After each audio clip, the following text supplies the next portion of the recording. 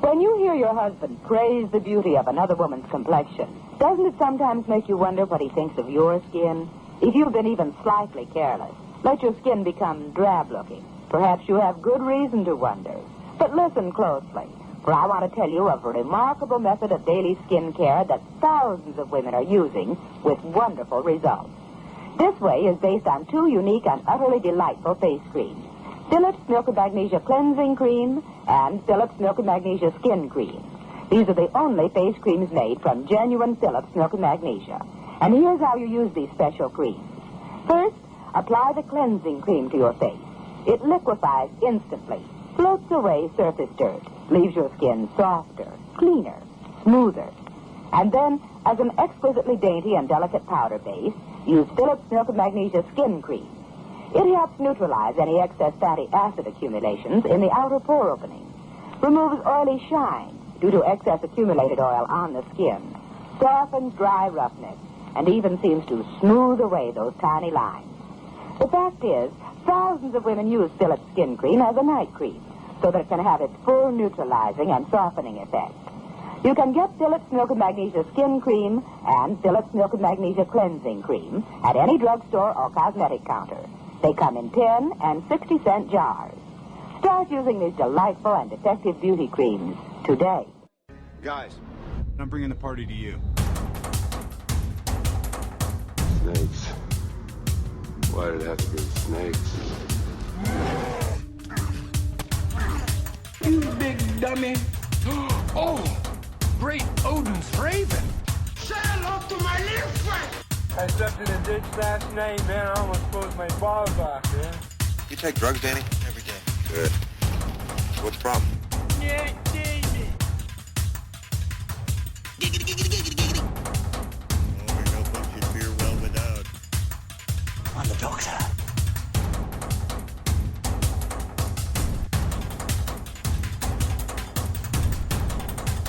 Gangsters, what's up, guys? This aggression will not stand, man.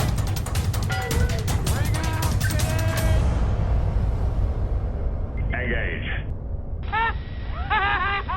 Quiet, numbskulls. I'm broadcasting. Hey everyone, welcome to Pulp Culture Cafe, Season 13, Episode 326. The boys are back. Myself, John, Scott, Tits McGee, and then Paul behind his Deadpool, or in front of his Deadpool symbol. So we're here with episode, well, actually I forgot to do the other show. Let's get this boat on the road, right? Get this thing going and rocking and rolling. So we're going to start again like shows we've watched. And this time I'm going to start with Paul. You start with some of the shows you watched and we'll jump around there. All right. Well, we mentioned a couple of them last time we spoke, but we didn't go into them in any detail. But I've been watching to date with Invincible Season 3 and Reacher Season 3. So where would you like to start? Well, I've only watched... Neither of you is watching Invincible. I'll just do a quick summary of that. Well, I've watched Invincible. And actually the last episode I watched I thought was very, very good. The one with the guy, the man trying to get justice for his sister. Yeah, that was an unusual story for this Invincible series, because it was from a completely different point of view that we'd seen previously. And, and rightly so. It's this particular episode, it was a relative of someone who'd been killed in the fight between Invincible and Omni-Man in the first season. Yeah. He sort of witnessed the tower block that they lived in get destroyed by them throwing each other into the building and just completely wrecking it and it collapsing and the whole show was about him sort of giving himself superpowers basically so he could take his revenge on Invincible. Well, enhancing the powers he had because they showed him. Yeah, he could. Yeah, kinetic energy. He had him. He built up energy, but he wasn't really that powerful. So they described him as having low-level electricity, conducting electricity, whatever they said. But they said it was like a low-level latent sort of superpower. But he enhanced it over the course of the episode to the point where it would actually take on Invincible. And it was sort of like a moral dilemma, really, wasn't it? It's because he wanted justice. He went to go and speak to the district attorney about like, why are we not prosecuting these people for causing all this damage and all this death? And the district attorney basically said, well, what are we going to do? Because if we get invaded by aliens again, who's going to stop them? Yeah. You know, that's what happens. Yeah. You know, that's what happened when superpowered people fight. He didn't take that as an answer and went out to find himself some justice. A kind of a Black Mirror type of ending, really. Yeah. But it was something different. But generally speaking, I really like the Invincible show. I think it's really good.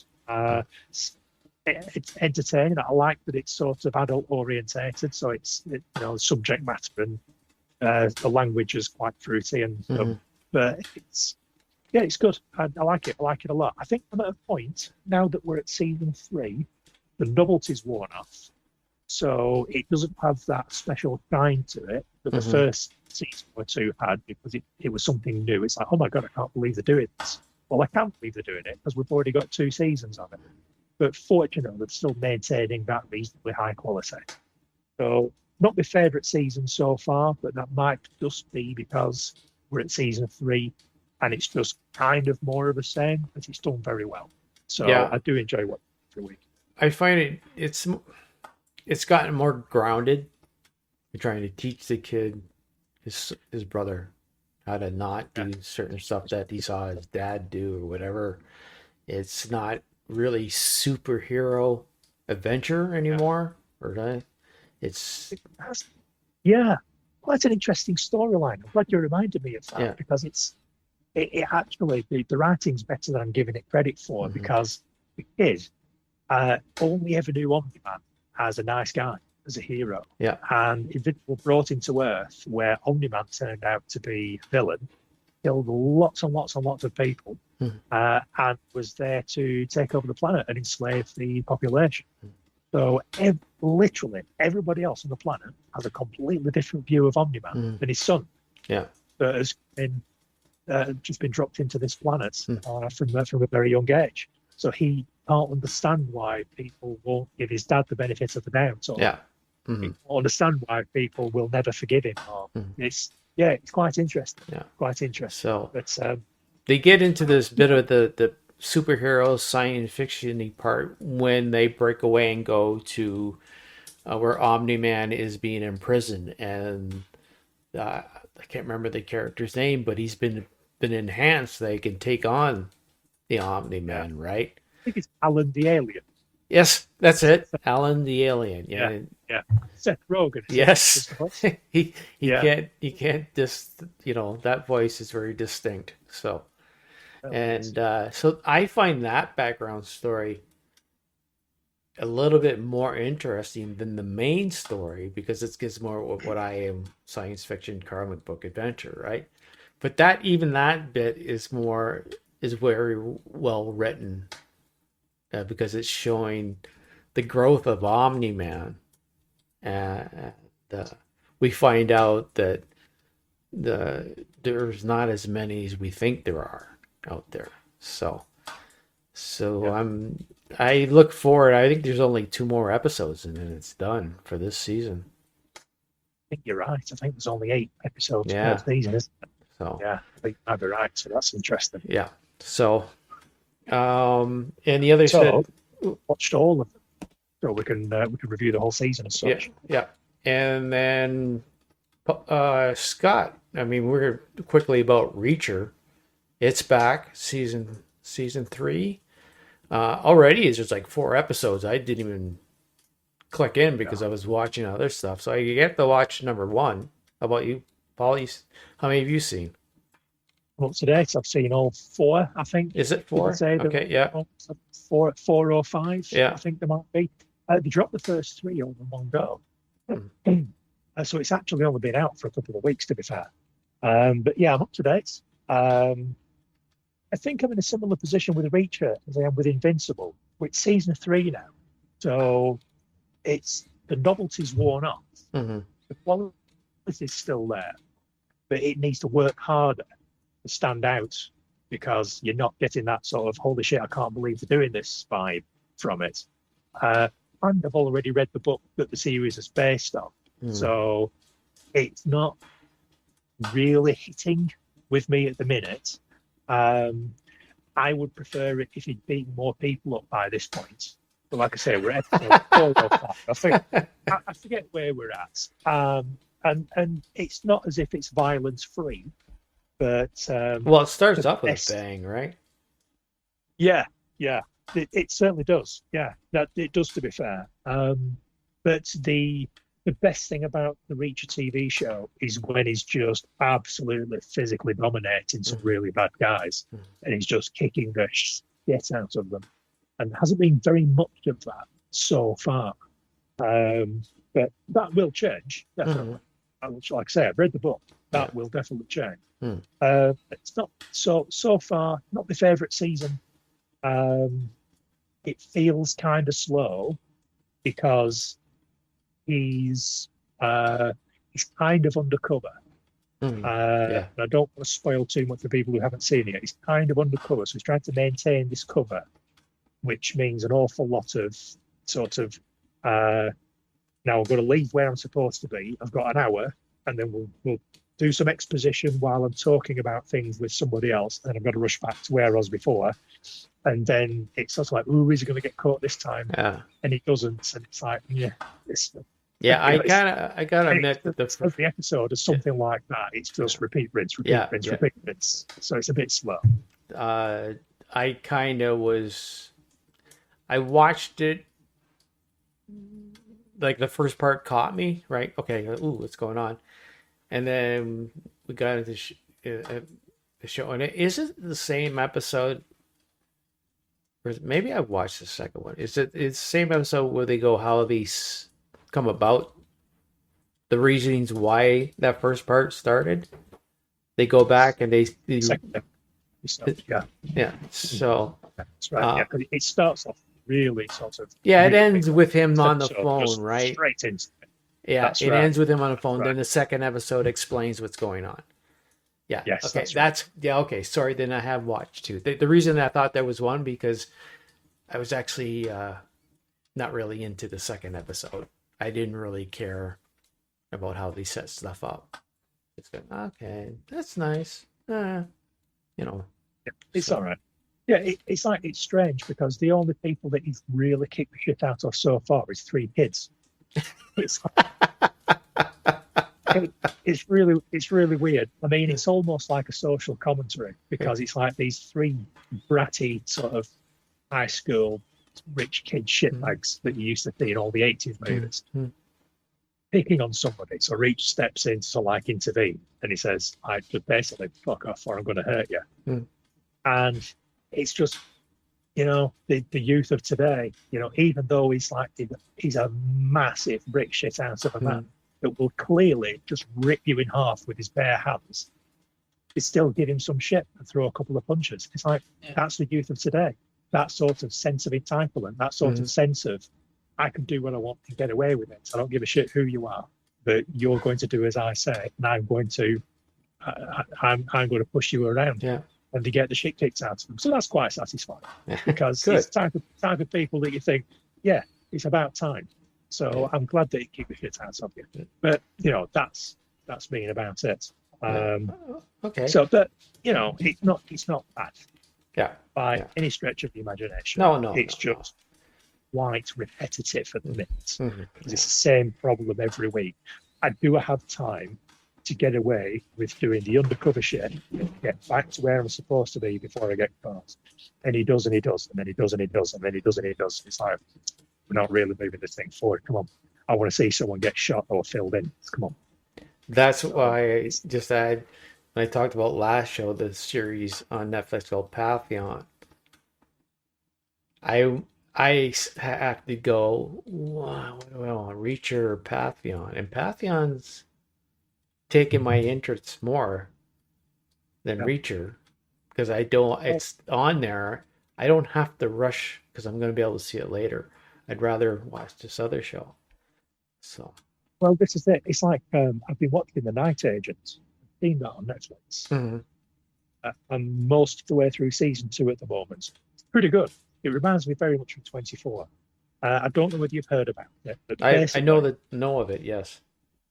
Oh, yeah. So basically, it's an FBI agent who basically his job is to sit in their room with a telephone at night. He does a night shift. He just sits in a room and he just waits for the telephone to ring. And when he starts doing the job, he gets told that phone never rings. Because basically, it's like an emergency hotline for field agents when they get in the shit. So one night the phone rings. It's like, holy shit. So he picks it up, goes through the verification codes, and it's someone who's got some other agents coming after them. I don't want to go too much into it, but that sends him off on a path of it's political sort of backstabbing and sort of corruption. It's an interesting story because it's like, oh shit, who's the bad guy? Who's the good guy? Can we believe them? Are they really doing that? Are they hiding something? It's like, who can I trust? And it's that sort of espionage type thing. It's a really interesting story. There is some action in it, but not a massive amount. But that's the difference between Night Agent and Reacher, which is the point I'm getting to. Night Agent doesn't need to have a lot of action in it because it's got a lot of story. Whereas I watch Reacher because I want to see this massive fella kick the shit out of bad guys. And I'm not getting that. So I'm not getting what I want out of Reacher. So I'm actually enjoying Night Agent more because it's interesting and it's different. And it's sort of like, well, when I say different, it's, to a penny sort of espionage, secret aid type thing. But yeah, it's Night Agent I'd actually recommend more than season 3 of Reacher at the moment. I'd probably wait till all the episodes of Reacher are out and then just binge it because then you'll get what you need out of it. Whereas just week to week to week that I'm doing at the moment, it's like, oh fuck me, come on, get to the bit where you kick the shit out of someone. That's what I'm here for. Yeah. That's my review. Yeah. Okay. Watch Night Agents. Yeah. Wait for Reacher. So Scott, what have you been? Anything else? Just a quick note on Reacher. I watched season 1. It was great. Season 2 was a little less good. And I have the funniest feeling season 3 is going to be a little less good than season 2. I'm not sure why. Alan Richardson, he's made for the role. But I don't know whether it's the writing. Just through the grapevine, I've heard it's the writing. It's not as crisp as it was in the first season. And it's kind of been gone downhill each season. Cobra Kai season 6. Did you happen to finish the end of it? Yes. I put that on the list. Yes. Yeah, I did. Yes. I thought it was a very satisfying end of the series. Marty Cove's police, I can't remember what his last name was. I thought that was done very well. No mercy. That was a great, that was the old school villain send off. I call it the Emperor, the Emperor and Vader, where they have the same idea where they just, they just finish it off like that. So yes, good analogy. No lead into the movie, which was a bit surprising to me. They didn't give any indication of the movie. I think that was a lost opportunity, actually, where they didn't get people kind of excited for the movie coming up. I think it was on June 21st. Yeah, I saw a trailer for it yesterday. Yeah, I've seen the trailer for it. I think that was a lost opportunity not to at least touch on it. I wish that the writers and the creators of this series would take more 80s lore and adapt it like this, because this is one of those things where they definitely made shinola out of shit, where they just took this thing that was dead and they gave it this life, this money-making life, actually. 6 series of TV, spin off into a movie that probably wouldn't have happened without the success of it. There's plenty of stuff out there, even from the 70s, 60s, 70s, and 80s, where you just take something and you write a good story around it. And kudos to the executive producers and whoever else is involved with resurrecting this and doing it the right way. Start small, put it on YouTube. I've said that. You don't need to put stuff in a theater. This proves that. You can put it for free on YouTube, and if people find it and they like it, you're going to get that deal with Netflix, because they're like, wow, 250,000 people watched this on YouTube. we could probably give like $500,000. I mean, this was the right way for an independent producer to get seen. And I hope they do this with other stuff. I hope the folks who did this go back to the 80s, hopefully. I mean, that I can think of a ton of stuff they could build on. We had that list there a couple of weeks ago. But I really enjoyed it. Satisfying end to the series. I thought everyone did well. They didn't have as much time to get everyone into the series that were originally into it, but they kind of gave little 2-minute, epilogues to each character to say, hey, this is what happened to them. This is where they went to. I thought it was very well done. Not a lot of problem with it at all. No, I'm really glad you brought it up because I completely forgot. But yeah, I saw the whole thing. I'm a big fan of the show in general. We've talked about it in the past. It's amazing that it came out of YouTube, but not that surprising because quality was always there. It was an interesting story told well, and that's what people would gravitate towards because it's such a good idea. Let's do a show about the bad guy from the Karate Kid, the original Karate Kid movie. Yeah. And in that respect, I think it's been a massive achievement. I think this last season, certainly the last 5 episodes of the final season that we've just watched, it was clearly just a send-off. There was very little plot. It was extremely cheesy. There wasn't a huge amount of story compared to previous seasons. Yeah. It was literally just an excuse to send all these characters off with a proper ending. And because there were so many characters, it's why they needed so many episodes.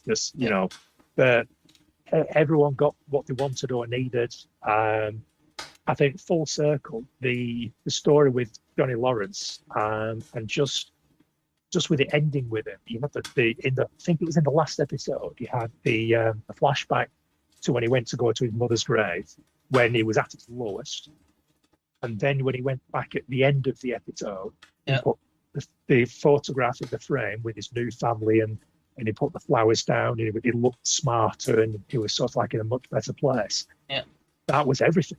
That was what the whole series was about. Yep. It's the redemption of Johnny Lawrence and how somebody who's had a really shitty life for any number of reasons, partly sort of father figure was a bit shit. Well, 2 father figures. He's his own father and Reese fucked him over, like really made a mess of him. He was growing up, let himself go, really got himself into a rut, and he just got himself out of it.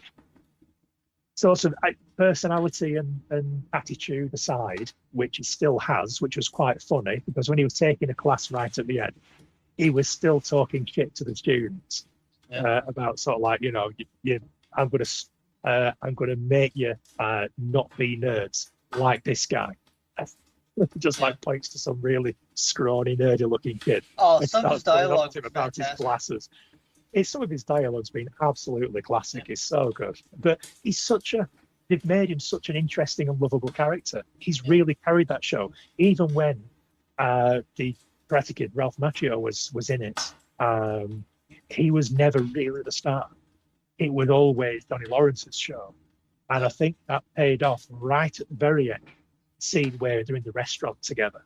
Yeah. And I think the bookend on that was just Johnny Lawrence just stamping literally his authority on that show, like, I'm ending this. Because we thought it was going to end one way with chopsticks, and then Johnny Lawrence just came in and just smack, just shut that shit right down.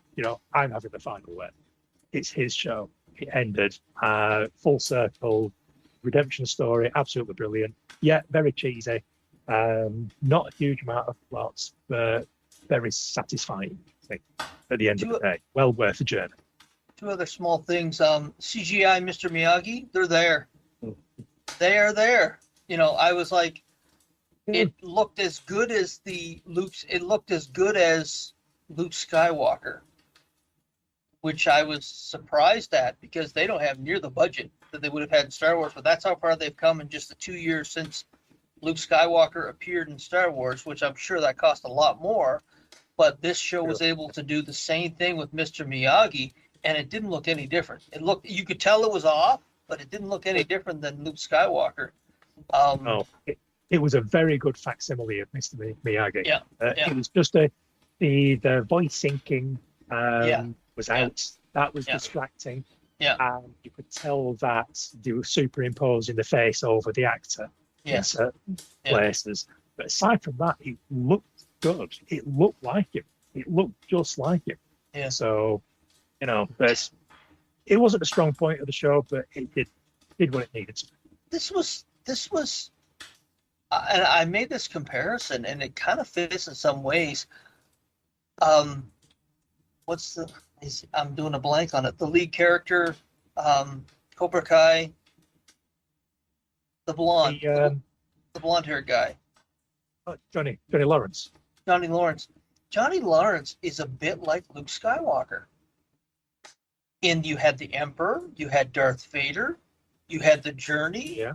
I mean, there's a comparison to be drawn. It was a little different, the Journey, but I mean, it was this guy that went from here, and he had to deal with these characters throughout his life until he found peace.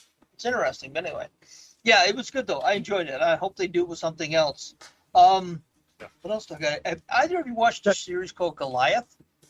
Sorry, I'm just going to go back very quickly. I don't know whether you noticed, but I mentioned last time that I listened to a movie review podcast, and they were talking about Cobra Kai, and apparently the guys that were talking in the restaurant right at the very end, they're talking about rebooting something and we can get such and such involved and such involved. That was the creators of the show, and they were talking about rebooting Back to the Future from Biff Tannen's point of view. So they were talking about, it's an idea that they had to do the same thing with Biff and Back to the Future as they did with Johnny Lawrence and Cobra Kai. Now, apparently that's a genuine idea that they're kicking around. Now, whether that happens or not, I do not know. But I didn't pick up on that. I didn't pick up on the names. But the podcast I was listening to, so it's like, just dropped all the names in, gave the backstory behind it, and said, yeah, that's the creators of the show. That's an idea, an actual idea that they've got knocking around. Whether it gets picked up and whether it gets made or not is anyone's guess. Could be interesting. He's an interesting character. Yeah. Yeah. It's, if they do the same thing with him as they did with Johnny Lawrence, I think the actor would come back and do it, because he's still cashing in on that. He's a bit more of an asshole, but yes. Yes, he was. But that's what you're looking for, right? Why was he an asshole? Yeah. Dig into it. Yeah. Exactly. Interesting if they did it. So Goliath. Either of you seen it? It came out in 2016. Had Billy Bob Thornton in it. No. I know of it. Is he a judge or a lawyer or something? He's a lawyer. Great cast. You've seen some of these actresses before. Nina Aramati. She was the girlfriend in Billions. Mm-hmm. The blonde-haired girl. She's in it. Yes. Molly Parker from Lost in Space. Fantastic actress. Damian Gupta.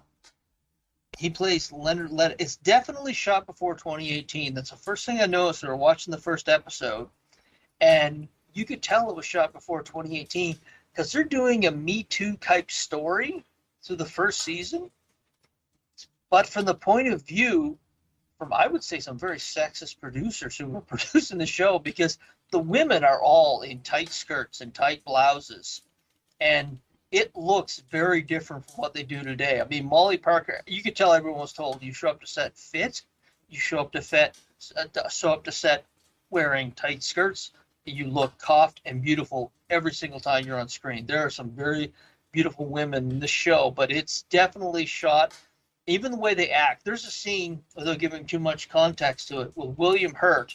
He plays a lawyer in it. And there's a young girl that he basically traps her in a building and walks her as a mouse through a maze. And she shows up in his office, and he walks behind the desk to greet her, and he's completely naked, and his cock is hanging out.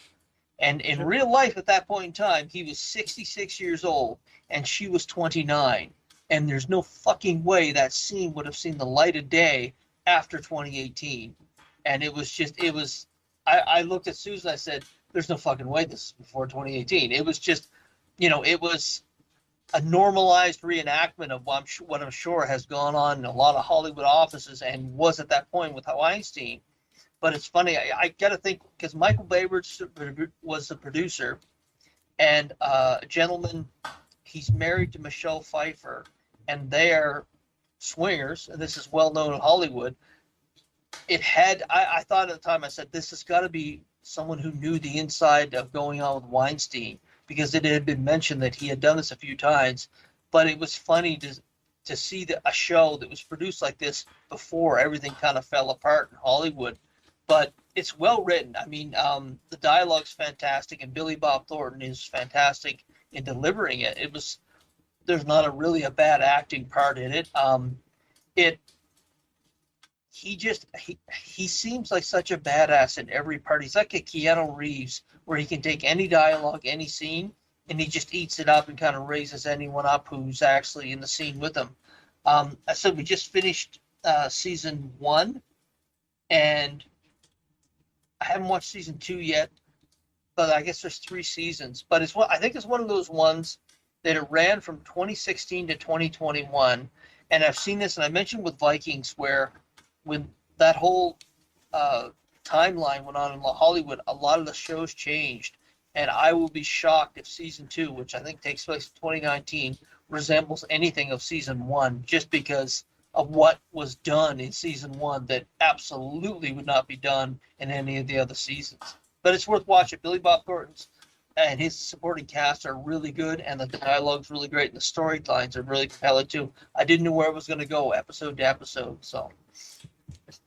It's on my radar because I noticed the cast, and I thought that looks like it's going to be a good show because it's got some good actors in there, so it can't be shit. It's very good. That many good actors who are signing up to use a shit script. Yeah. So I've been toying with the idea of watching that for quite a while, probably since 2016. Very good. I'll just mention 2 shows again. It's part of my watching old British sitcoms. I sent a link to you, Paul, through Blue Sky to go about the Glums. I had a look. the Glums. That's the one I would watch, in which the first episode the kid stuck his face in the bathtub to see the hole. Again, I've only watched 2 episodes, and it's a comfort show. I really enjoy it. I don't think there's that many on YouTube, but I'll find some more. The second one, another old British comedy, Dad's Army. I've been watching some. Yeah. So I've been watching that too, and I'm getting a giggle out of. So, have you seen the episode? Because I noticed that one of the actors, Ian Lavender, is in the Glums, and he's also Pike in Dad's Army. Have you seen the episode where they've been captured, and somebody asks Pike what his name is? And the Captain Mannering, I think it is, he says, "Don't tell him your name, Pike." yeah. I just watched that one. Yeah. Right. Well, that actor, Ian Lavender, I saw years and years and years later, he was on a quiz show called Mastermind, like a celebrity version of Mastermind. And basically, you've got 4 sorts of celebrities. They're all sat waiting for their turn to go and sit in the big chair and get asked some questions. And then at the end of the quiz, the winner's the mastermind. So anyway, it comes to his turn. And as in every episode, every single person comes down, sits in the chair, introduces themselves. So he sits in the chair, and the guy who's running the quiz says to him, "Welcome to the show, and can you tell us your name, please?" One of the other contestants, who's all sat in the shadows, shouts out, "Don't tell him your name." And everyone starts laughing. It's such a good moment. Such a good, because Dad's Army is such a popular show over here in the UK. It's just such a beloved sitcom. Yeah. Everybody knows that quote. Yeah. So when it came up, and I'm talking like decades later, he's on this quiz show. And as soon as that guy just shouts out, "Don't tell him your name," everyone starts laughing. Everyone knows. Everyone's in on the joke. That one I just watched that one sometime this week. I had it on. Yeah. So that's a classic. Yeah. Absolute classic. Yeah. Classic British sitcom moment. Yeah. So I'll just bring those two up because we talked about the Invincible and also Reacher. I wanted to bring this up. I talked to Paul a little bit about it, but you're asking what anything I read. I always assume we were just talking about comic books. So, but I want to mention this one book I'm reading right now, and it's called Murderbot. And it's been picked up by Apple TV for a series. And I'll just give you the synopsis of what it says here. On a distant planet, a team of scientists are conducting surface tests, shadowed by their company-supplied bot, a self-aware sec unit that has hacked its own governor module and refers to itself, though never out loud, as Murderbot. Scornful of humans, all it really wants to do is be left alone long enough to figure out who it is and to watch his favorite shows in the downtime. But when a neighboring mission goes dark, it's up to the scientist and Murderbot to get to the truth. In the artificial condition, Murderbot teams up with a research transport vessel named Art. That's the second part of the story. You don't want to know what Art stands for, and together they infiltrate a mining facility where the Murderbot were rogue and try to understand its path.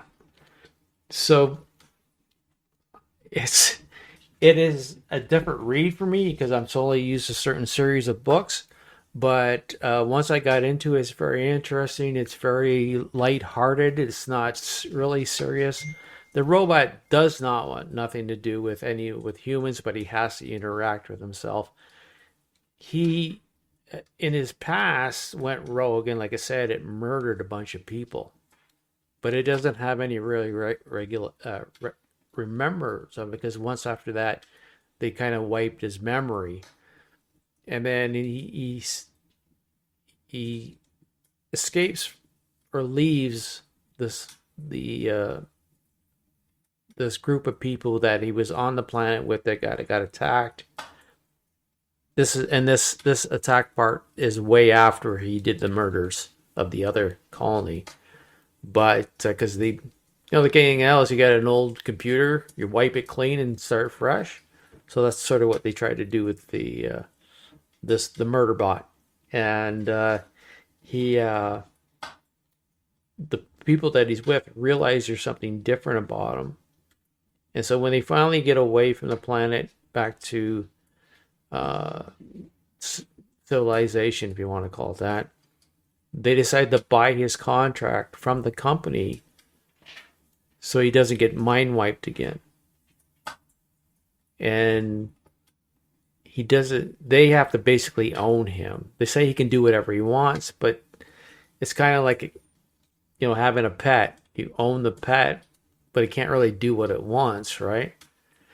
So he eventually leaves, get on this transport that's, most of the ships have some sort of AI intelligence, depending on degree. Him and this intelligence on the ship, they come to understand that this is, maybe there's more to what happened than what they're telling you what happened. Maybe there's a reason why it happened. So this is starting his adventure now in the second part of the book to go back and try and find out what actually happened and why did he murder all these people. There's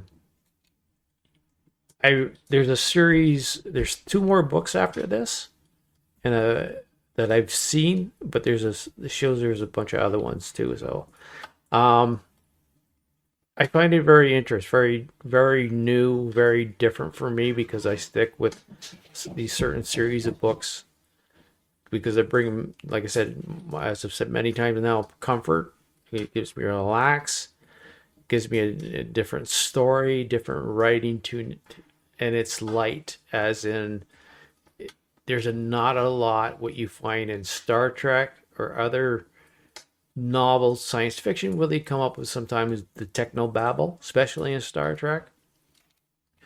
That it's like, what the fuck? I don't need technobabble. Just tell me if things are working or not. And this does that. It's just very simple. And I recommend it. If you can read book 1 before the series out. I have no idea when this is coming out, but they have started production because they've shown some pictures online of the one actor, Skarsgård, one of the Skarsgård brothers. The father, and then the son, and there's another son. So he's one of that part of that family. He's in it. So I wanted to bring that up before we go. Huh? He was the Crow. It's the younger son. He just came up with he was in the Crow. The movie. Okay. Well, the younger son, but this is his brother that's in the series, not him. Oh, he was in Vikings. Okay. Yeah. So, but I just want to bring it up before I forgot about it. Where to now, boys? Where are we going? Documentary. I don't watch many documentaries. I was going through Prime and I saw this and I was like, okay. A lot of documentaries I find sometimes that I've seen a lot of the material that was previously in other documentaries, and you watch the same thing over and over again. So it's very few that I watch now. But this is called Nothing But a Good Time, the uncensored story of 80s hair metal. It's 3 parts. And it was all original. It was all original material. I had not seen any of the interviews. I had not seen any of the stories, which is great. They had now rock and roll stories. Some of them can be pretty raunchy, and I used to love hearing about them. That would stuff that would go on tour. But what they did here is when you had the person telling the story, they had cartoons made to go with the stories. Yeah, and it just amplifies them. Like Ozzy Osbourne and Motley Crue, when they're touring, Ozzy would go around and take shits in people's shoes outside the hotel rooms. People would put their shoes out to be shined in the morning, and he would take shits in their shoes. And there's literally a cartoon of Ozzy going up and shitting in someone's shoes, which it's great. It's great. That's a highlight of the film, and there's a bunch of them in here actually, because a lot of interviews I hadn't seen before, a lot of interviews with managers, which were just fantastic, because some of these guys were real characters. Doc McGee, who managed Motley Crue, a few other guys that I can't remember the guy's name, but his storytelling, and that to me makes a good documentary when you've got someone who can tell a good story. And he's telling stories about Great White and Crue and Wasp, and they go over through how the metal, how it came through Hollywood, and they talk about the Troubadours, the Roxy, that whole strip along in Hollywood where it all kind of started up and how it started up. They talk about Guns N' Roses, Quiet Riot, and they kind of go through a timeline. It's in 3 parts. The first part is more in the early 80s when Motley Crue's first coming up and Quiet Riot. Then they go into where it really exploded and hit the mainstream, in the mid-'80s with Def Leppard and the big concert arena tours they're doing. And then the crash when grunge just ate it for lunch within a year. Yeah. And there's some really dramatic stories there where bands are saying we went from this to this in a year. And there's actually, did you watch Beavis and Butthead, either one of you? No. I dabbled. I watched a couple. Okay. I didn't actually think it was as funny as everyone else seemed. I didn't either. But at the time, fucking kids loved Beavis and Butthead. And there's there's just one cool, fascinating story about the crash. There was a kid that Beavis and Butthead picked on in the series, and they had him wearing a Winger t-shirt.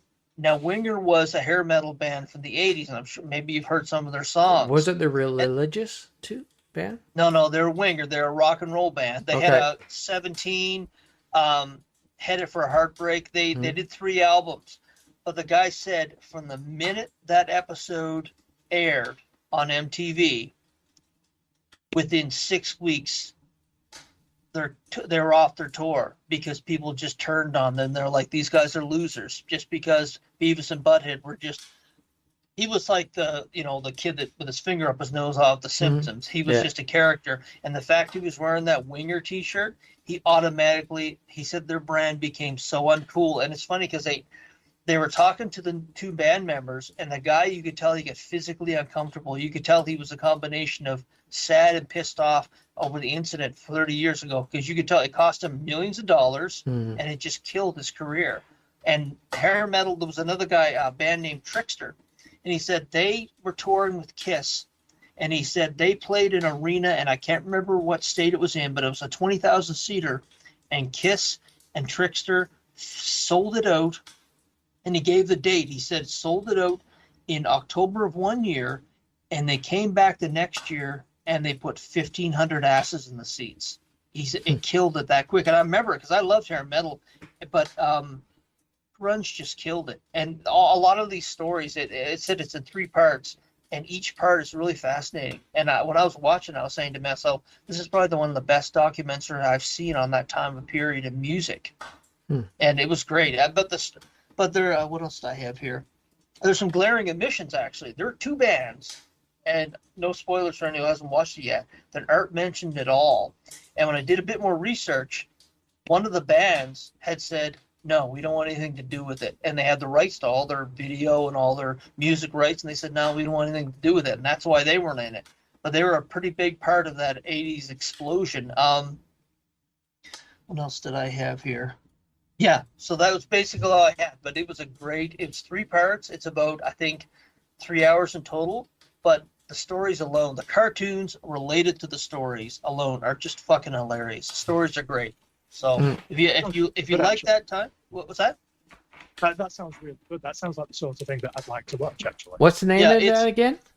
Nothing But a Good Time, the uncensored story of 80s hair metal. It's in 3 parts. It's on Prime, and it was fantastic. I highly recommend it. If you like that type of music and you want to hear stories about it you probably never heard before. As I said, there's a couple of tour managers on there, and their fucking stories are hilarious. So imagine. Check it out. Oh yeah. That time in music was just, just quickly. There was a guy. He said it got to the point where I'd go to the bathroom and I had to tell the girls outside I was going in to take a piss because he said it was so debaucherous where they were just gonna suck you right off there. And the thing he said, no, ladies, I'm just going to take a piss. I'll be out in a few minutes. Just stuff like that. Just crazy times. I can believe it. I really can. Holy cow. So, okay. It is. So at the very least, we wish we were all there at one point in time. Yeah. Okay. That's right. Sorry, that's what I meant to say. Yeah. I watched some trailers. I bring up 3 of them that are brought up. I watched the trailer for Accountant 2 with Ben Affleck. Accountant 2? Yeah. Really? Yeah. I thought that was dead and buried. I never expected to see. I really enjoyed the first one. I thought I it was did really too. good. This one I am going to actually go to the theater and see it. I waited. Check it online. There's a trailer for it. So. Shit. Oh wow. Now, is it definitely a real John trailer? Barathol? Because yeah. Yes. They're back. There was one. There was a trailer for Highlander reboot with Henry Cavill online that my wife showed me the other day. Yeah. It was AI. Yeah. No, those fuckers are terrible. Yeah, I when I was going through the trailers to find stuff to watch, I had to be really selective to make sure I was finding real trailers, not these fake ones they make up. So it's full of them now. Yeah, really is. It's full of bullshit. So it looked like it's going to be fun. Almost the same thing. It's a guilty pleasure, the first one. I really enjoyed it. Yeah, I've watched it twice because I just enjoy it so much. So it's Ben Affleck, John Barathol. They're trying to find out. They made it sound like he's on the run this time, which I don't understand why. You have to watch the movie because he meets up with an agent because somebody was I can't remember he was in the first one last time, wasn't he? But I think he was actually he was sort of trying to just get away from the mob guys. Well, he killed the guy, John Lithgow's character, because he was a pharmaceutical place, right? So I don't know. And then he left. He never really had a place, so he left. So maybe the consequences from that.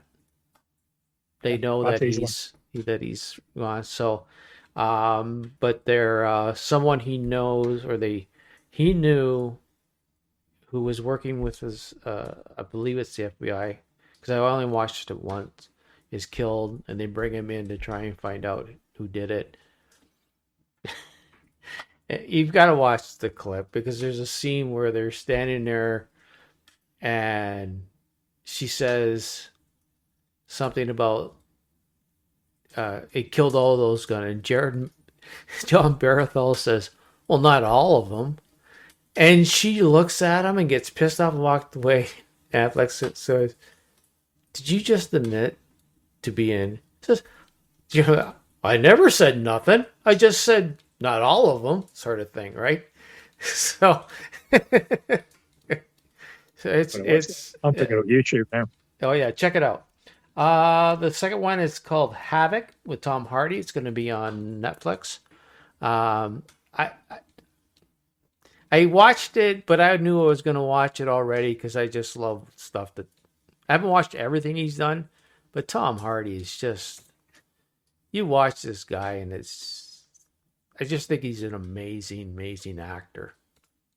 But it's about a cop that gets done wrong to, and then he's up against this gangster, and the gangster's trying to threaten him, and he just, but fuck you. So it's just the revenge sort of movie, action, no plot, really. Just, I can't really describe it because I watched it and just, oh, that's cool. Horror. He's killing around, going on, beating a bunch of people who did him wrong. How's that? Now this one, that's my type of movie. Yeah. So this one I found when I was looking for trailers, and I have to get some more information, but it's called Operation Undead. It takes place in 1941 in the Chuphon province in Thailand. Monk and his ragtag unit of soldiers are thrown against an invading Japanese forces. The invaders bring with them a terrifying biological weapon, unaware has its plans of its own. So basically, it's kind of like infected zombie type creatures. And it takes place in 1941, and it's a Japanese film. I like it because it's gone back in the past. It's not present of what's going to happen. And these foreign zombie films are sometimes very more entertaining than some of the stuff that is done in English. And I recommend to go find a clip to see if you're interested. IBM only gets it 4.7 out of 10, which doesn't mean fuck all to me. I'm interested in the time zone and when it's done. There's going to be that translation from Japanese to English, I'm trying to see if it's a Japanese. I think it is. IMDb's not giving any idea what it is. But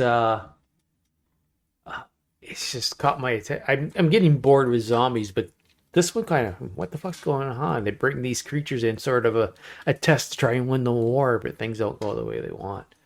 So interesting. Yeah, check it. Yeah, it's all on trailers. If you want something different, it's one I watched quite some time ago, so we may or may not have spoken about it. It's called One Cut of the Dead, a Japanese film, zombie film. It's about film crew making a zombie movie. It's been filmed by a documentary crew, and a zombie outbreak occurs while the documentary crew are filming the film crew making a zombie movie. It's one of the most inventive movies I have ever seen in my life. It's very good. That's a Japanese one. One with the Dead? One Cut of the Dead. One Cut.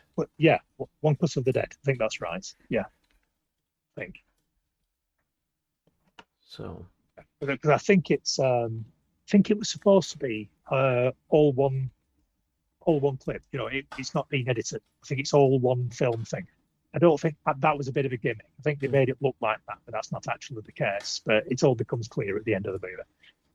Okay, yeah, I got it here. Yeah, I do remember it now. Yeah, I forgot about it. It's very, yeah, I can recommend that if you want something a little different as far as zombie movies go. Let's see if I can find it. Any trailers or anything you guys seen? I didn't mention this when it came up last time, but I'm going to make a confession now. And I don't know how well it's going to be received. But when I watched the trailer for the Fantastic Four, it didn't feel to so there's absolutely nothing in that trailer that made me want to watch the movie. I thought it looks very pedestrian, very, very dull. There was nothing in there that I thought, oh, that looks cool. Oh, I really want to see that. I was very, very disappointed, to be quite honest with you. Very disappointed. I think they're just relying on people just gushing over the costumes and just being overawed by the cast that they've got. But there was nothing in that trailer that made me think, I want to see that movie. Yeah. Galactus, that's it for me. Galactus, because they said such a piss poor job in the Sony movies, the purple fur in the Fantastic movies. So Galactus has made me look forward to it.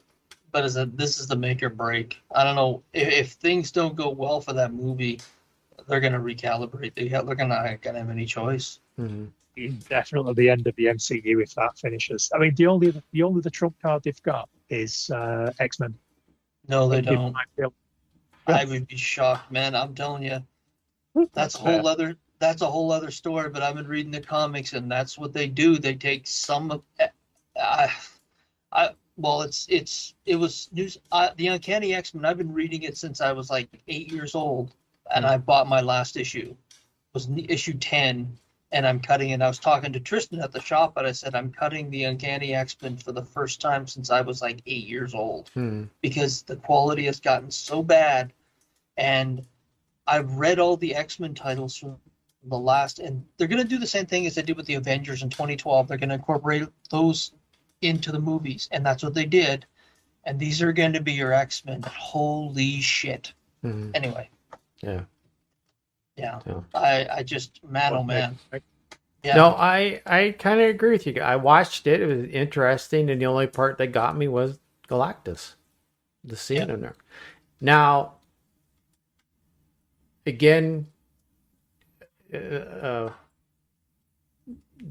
was listening to the Batman on Batman, but they made an interesting thing. And again, I don't overthink shit. I just, oh, that's good, and then I leave it. I don't think other stuff. But they're saying they had a feeling that the Galactus was there, and this Earth is not 616 that he's at. I don't think it is either. And he destroys that Earth, and Fantastic Four end up in 616. Yeah. That made me more. Rogue One. Yeah, it made me more interested in the movie than the trailer. That simple statement. Oh, okay, that's interesting. But the trailer itself was very Yeah. If they show me another trailer where we have somebody that we know from the MCU interacting with the Fantastic Four, that made me more interested, because that sounds like quite an interesting premise. You know, sort of like they're strangers to sort of our universe. That'd probably make for a more interesting story. But it's just about the Fantastic Four fighting Galactus. It didn't look interesting. I get what you said about Galactus being in it. Yeah. But it's all about the Fantastic Four, and just that group of people just didn't find them interesting at all. They did nothing that I thought, can't wait to see that. I can't wait to see it. The more we talk about it, is that I think that everything you're seeing in the trailer happens at the start of the movie. Okay, that's the start of the movie, because except for one part, because as we're talking about, I'm thinking about it and being a future. They show Ben in a park, and there's a young woman there, And he's saying, it's still me, it's still me. And she doesn't recognize it and runs away. That could take place on Earth 616. And the girl that he knows from his home world, which everything's supposed to be identical, right? You know? Yeah. The character was blind in the comic book, but I can't remember her name. Alicia. This is 616 Alicia reacting to Ben as the thing. So,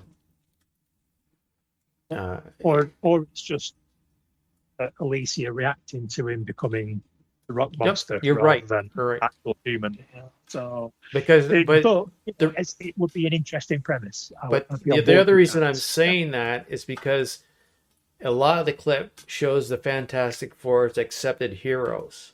Kids are walking around with this mask on, right? To show him, oh, I got the Thing mask, but this lady reacts differently to it. So, I think they're going to do the same thing they do with Rogue One, where they're going to build a standalone movie, make you care about the characters, and then kill them all except the Fantastic Four. And that's going to be the hook, the emotional hook, where it's going to be, you're going to love these characters, they're going to shoot over to the 616, and that whole world's going to die, because I think that's what gave a lot of the emotion to Rogue One, is they built characters really well. You knew what was going to happen, but here I think it's going to be, that's the shock, that's the hook, I think. Yeah. So before we get any news, anything else? I actually do want to give this a quick shout out, and then we can move on. Video game Atom Fall. I sent this to you, Paul, about that 76er takes place in London, England, or in England and Britain itself, and the different clashes and how it came apart. It looks like a game that I'm interested in trying out to see what it's like, because it has that same feeling. It looks like it's supposed to be regular or decently priced, because it's not from one of the major studios. So, I didn't clock who the studio was. No, I don't think it is. I think I'd know if it was one of the major studios. I don't think it is. No, I don't think it is either. No, it looked interesting. It's definitely kind of a Fallout UK vibe to it. Yeah. You know, it's like apocalypse, sort of survival, you know, exploring the wasteland, picking up bits and pieces. It looks really good. It kind of looks like, I don't know whether you've heard of the Stalker games, which are actually based in Russia around the Chernobyl nuclear incident. Which game? It kind of looks like Stalker, it's called. No. No, there's another one came out quite recently, but that looks a lot darker and a lot grittier than this one. It kind of looks like a British Stalker, which is not quite as gruesome, a little bit more, you know, a little bit more polite. It's like a polite survival game, whereas the Russian-based one was brutal. So it kind of looks interesting. You can tell it's British. Everyone's using fucking cricket bats, and you can see telephone boxes and things like that. Yeah. So it's, you know, it's definitely set in the UK. Yeah. I'll give that a go. I'll definitely give that a go. It's my sort of game. Looks very interesting. Graphics look great. Yeah. So and I love the Fallout games. So all the elements that I would enjoy. So I'm looking forward to that. The only thing that gives me a little bit of caution or can't do it is the amount of work you have to do for your resources. It looks like you've got to do a lot of different stuff to make sure your resources are here and there.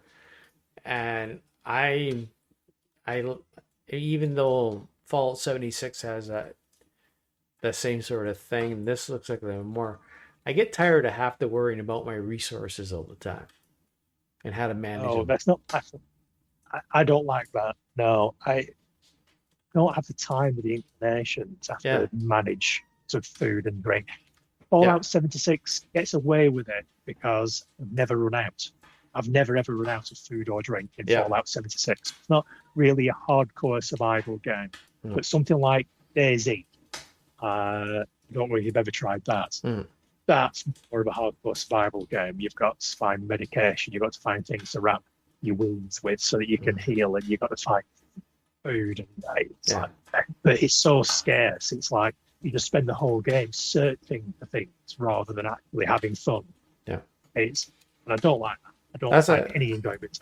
So I'm hoping it's not too hardcore in that respect. That's the thing I hate about some of these games, is that they're making it too complicated.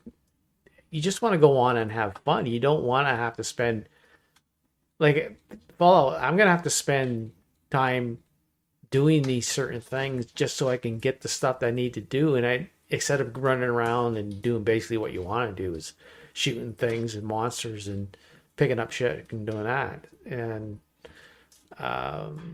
it gets a little tiresome at times.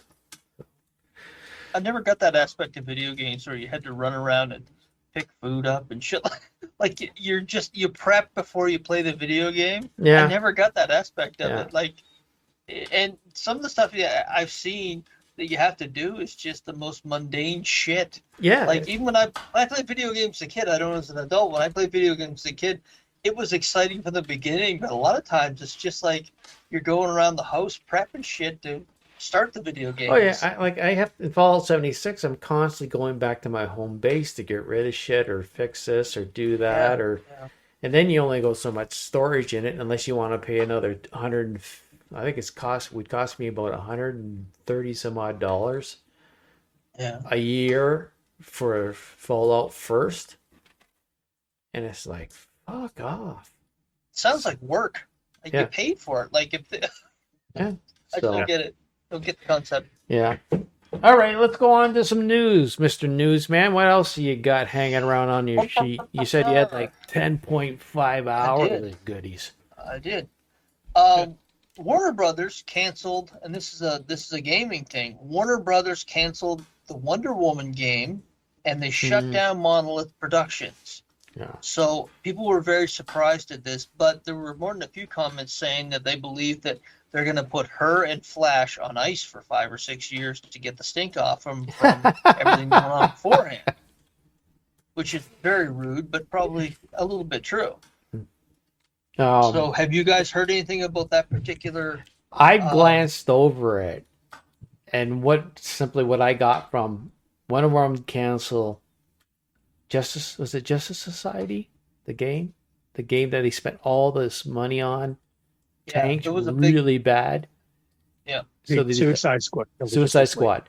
Yeah, and that bombed. Holy crap, that bombed. Because that bombed so bad. Yeah. That they decided to take some time away from that stuff. Yeah. So, but I like the other one. Get to think off better. Nice bomb. Sorry, John. I don't tell you. No, that's fine. I just said I still like the get to think off better than any other thing. But go ahead. Yeah. No, I heard about this as well because it's been in development. Wonder Woman's been in development for quite a while. They cancel it. They're making some strange decisions. Warner Brothers have released a couple of, I'll say, stinkers. I don't think the games are that bad. Just been poorly managed, like the Suicide Squad and Gotham Knights that we mentioned earlier. But one of the big things is they're making some very questionable decisions because in one of their Lord of the Rings games, they invented what they call the Nemesis system, where the game remembers you. So if you're fighting somebody, if you like kill some of the guys or you sort of like raid the camp or steal something from them, they remember it and they will come after you, or it will affect the way that they behave. They'll be more aggressive, or they'll target you at particular moments if you've done something egregious to them in the past. And no one else had done this, and they patented that, and no one else has used it since. But everybody in the games industry said, this is excellent. Why isn't this in every game? And I think it was going to be in the Wonder Woman game, which they just cancelled. And the patent runs out shortly for the Nemesis system, and they're just doing nothing with it. So everyone's saying, what the fuck are Warner Brothers playing at? They've released a couple of absolute stinkers. The development team that did Suicide Squad and/or Gotham Knights, they did the Batman Arkham series, which was excellent. Yeah. And instead of just getting them to make more games like that, they told them to make something completely different. It's like, what the fuck are you thinking? Let them keep doing what they do best. Put someone else on the game that you want to be different and see how that turns out. But they just made some extremely poor decisions over the last several years. And they are where they are. They've lost a huge amount of money. They're losing staff. They're closing studios. They're losing a patent on what is essentially some sort of AI software that they haven't done anything with, that they could have leased out or let someone else use. It's just it's absolute dog shit. When I heard someone talking about it the other day, James Gunn says that his movies are all going to tie into all the other projects, TV projects, animation, and games. But games take years to develop. At this moment in time, can take like 3 to 5 years or longer to develop a game. So you can't start making something that ties into a movie that's coming out this year because the game won't be ready for 5 years. By that point, you've had a sequel and that's bombed, and you've cancelled the third one in the series, and the whole universe is dead. And you've spent $100 million trying to make a game that ties into the first movie that came out 5 years ago. Yeah. So what the fuck's going on over at DC, I do not know, but some very questionable decisions. Yeah. I just hope Superman's is make or break. It's amazing that Superman and the FF are both released within a couple of months of each other, because it's very much a watershed moment for both of those companies. You know, yeah. I think superhero movies are going to go away if these movies don't work. I can't see anyone wanting to invest any more money in it, because if Fantastic Four and Superman bomb, and the way that the TV shows are going on Disney Plus at the moment, I think everyone start looking elsewhere and start making westerns again. Yeah. Yeah. Well, I'd heard a rumor that Hawk and Dove is in production at DC, and I'm thinking, why wouldn't they hire just both DC Titans? Yeah, absolutely. I've seen some of it. Characters back and fuck off. Alan Richardson and the actress who played Dove were perfect for Hawk and Dove, but they're not even going to give them the time of day. Which is when I heard it was Hawk and Dove, and I didn't make it to the news thing, but I wanted to find out a bit more about it. But why wouldn't they just take those two characters? They were great. But anyway, that's their decision. But yeah, Superman and FF, if either of those just underperform or just I don't know where they go from there. You can take this with a grain of salt, whatever you have. It's just a headline grabber, so actually it means fuck all. But it just interesting as a headline. Insider calls James Gunn's Superman terrible after test screenings. So, so I didn't read into it. It's just a headline I picked up, but that's the reason you have test screenings, to find out what you need to do to change them, right? Yeah. So, but they I don't know. There's such a culture of sabotage on every level now. I just don't know what to believe when I hear it anymore. Like even that's what I mean. That's why I said, you take test it with a grain of audiences salt. are a little different, but the numbers, like the way they put spin on everything now. When they had mentioned the big one I've seen recently was the Captain America one. They had the budget, and I've seen this at a bunch of different places, at $180 million. It was reported over the last year how much the reshoots cost. They basically reshot the entire movie, where it has to make $420 to $450 million to break even with the costs. But it's just the way you spin things, and every studio does it, where you just spin things in a certain way. You can have people that do social media stuff to spin stuff. It's like the only thing you can really do is watch the product and decide for yourself. That's what I mean, because it says there, insider calls. Yeah. Who's the insider? Mr. Insider. It's like anonymous source. It's the same fucking thing. So anyways, what else there, sir and/or madam? AMC CEO Adam Aron would like to see the 17-day and 30-day theatrical windows extended. Now, I didn't know this when I was reading through the article. They used to have like a minimum of 30 to 60 days as much as 60 days, where they had to play the movie for X amount of days. Mm-hmm. But that has changed since the pandemic, and they're saying there's some pushback, and I think it's because more people are getting in the theaters over the last couple of years that they want them extended longer because they feel they're leaving money on the table. I can think of a few that probably should have stayed in theaters a bit longer that went to video earlier, but I don't know. What's your thoughts on it? Would you go see it in week 5 if it was in the theaters? I don't go to the theaters much anymore. Yeah, because I missed 1 or 2 movies. I missed Dune 2 at the cinema just because it just wasn't there. At the point where I was free to go and see it, it wasn't showing anything. Yeah. So they missed my money. And because I didn't want to go and see it in the first couple of weeks, I just couldn't. And then it had gone. And there was another one as well. But I forget. It mattered not. I'm different. When I'm done work, I have nothing really to do. So my free time is, I have plenty of free time really to sort of nothing I have to do is really sensitive. Like even the podcasts. I mean, if I have to wait a little bit, I have to. I'll go later, or I usually go the first couple of weeks. Most people kind of go in the first 2 weeks. Yeah. If you haven't seen a movie in the first 2 or 3 weeks, chances are you're not going to see it in the theater. Yeah. That's just the way it goes. Yeah.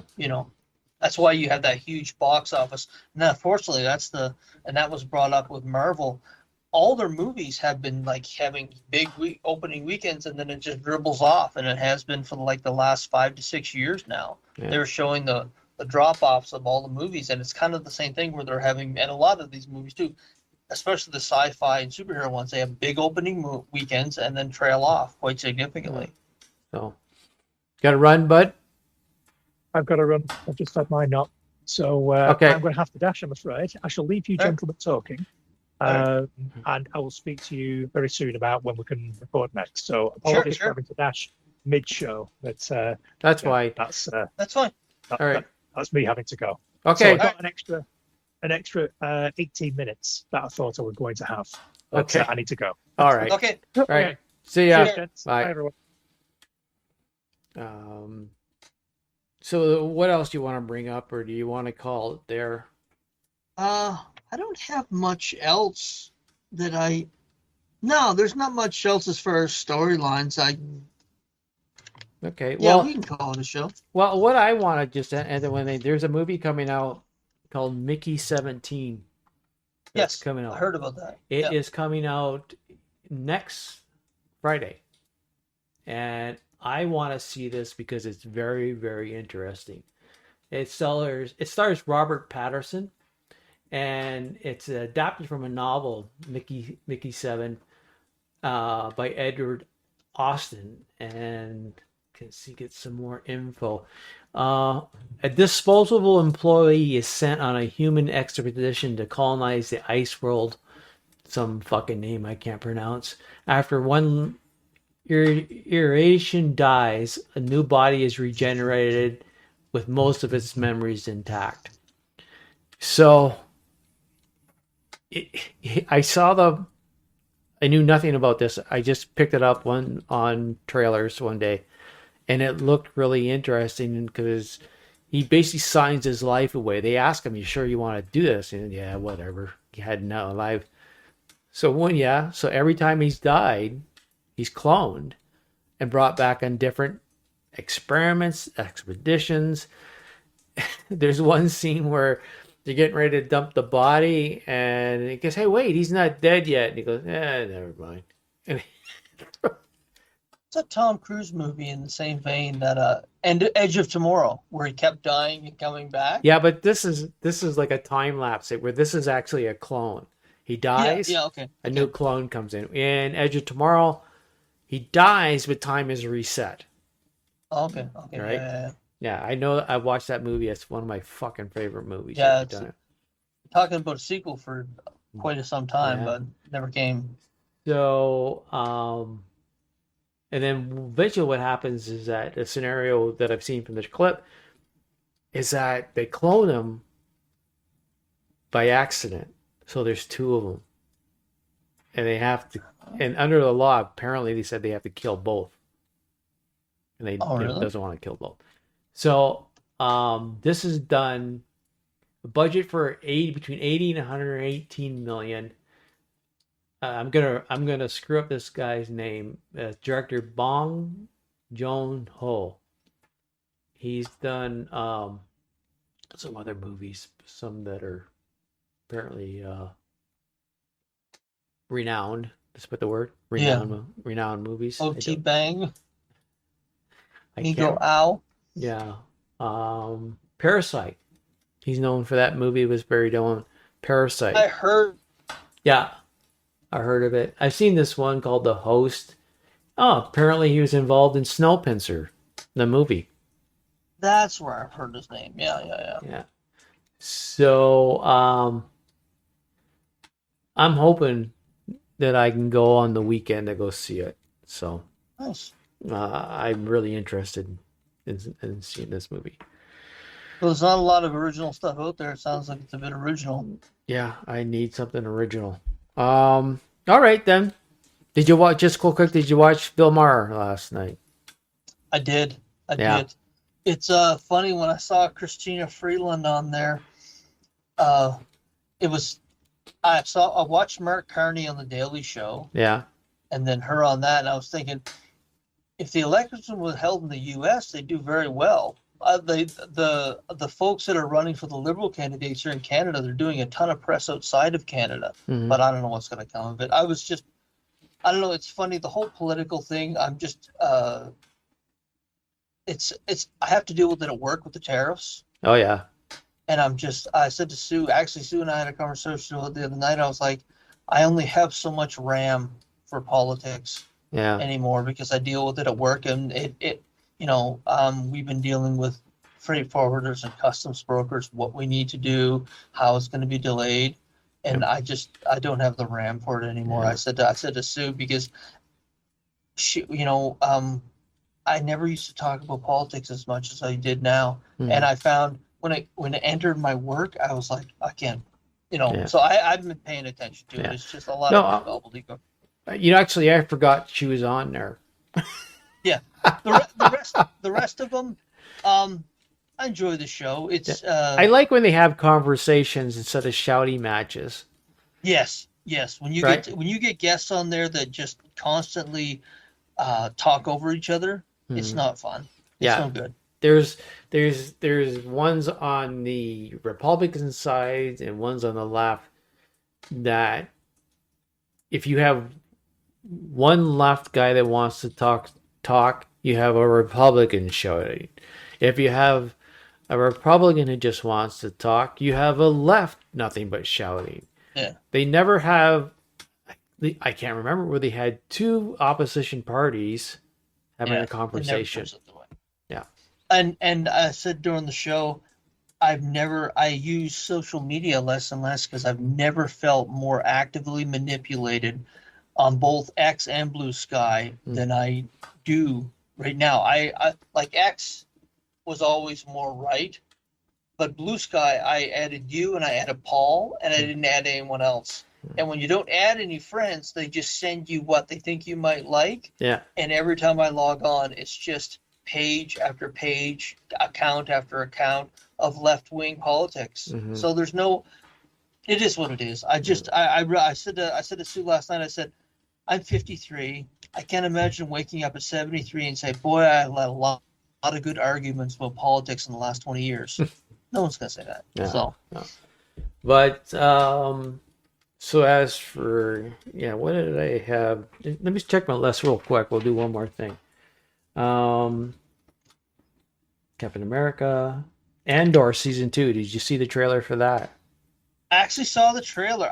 There are a few series on Disney Plus. I haven't seen too many of them. I watched the first 5 episodes of Season 1 at Kelsey's in Saskatoon. She has Disney Plus, and I'm telling you, that's a series that I enjoyed. And the Season 2 trailer looks really good. Yeah, it does. It looked good. I'm really looking forward to that one. Yeah. And we talked about this earlier. Another movie that we think is going to either make or break Marvel right now, Thunderbolts. Yes, I want to go see it. They're doing something very smart, and I realized I was being manipulated, but it was good manipulation. They put in Starship's "Nothing's Gonna Stop Us Now" in the last trailer. Oh yeah, and it gave it that little '80s buzz. Mm-hmm. And the same thing James Gunn did with the electric guitar at the thing of Superman. You just get that good vibe to it. Yeah. But I'm willing to give it a chance. It's original. I like the characters. I love Julia Louis-Dreyfus, who plays kind of the villain, so she could be an interesting spark to it. But it's original. To me, it's original, just because we haven't seen them on screen before. There's a few characters that I'm scratching my head about, because, for instance, the Ghost was in Ant-Man like 5 years ago now. I'm not sure how many people are going to remember, but it's worth it. I mean, I like from Monarch, I like the actor who plays, it's Kurt Russell's son, actually, who plays U.S. Agent. Yeah. I like his quote. He said, they gave me a helmet so I don't look like the top of a penis. Yes, exactly. Yeah. It sounds like they had a fun time filming in that, and that's usually a good precursor to how the film's going to do. So. Well, the line I like too, so far I've heard, it says, all we do is shoot and punch. How are we gonna fight against something like this? How are we gonna fight Sentry? The whole bringing Sentry to it. I think that they had cast the gentleman from Walking Dead. You remember that bit of the thing where he said it? Yeah. And he had to step away? Yeah. I think they made him step away because he said it on someone's show, or someone outed him on the show or something. I can't remember exactly how that went, but he got outed and then he had to step away. But I don't know. It's one of those things. The character himself, it looks like he's a pretty badass, but you're wondering how they're just going to beat him with guns. Yeah. But I don't know.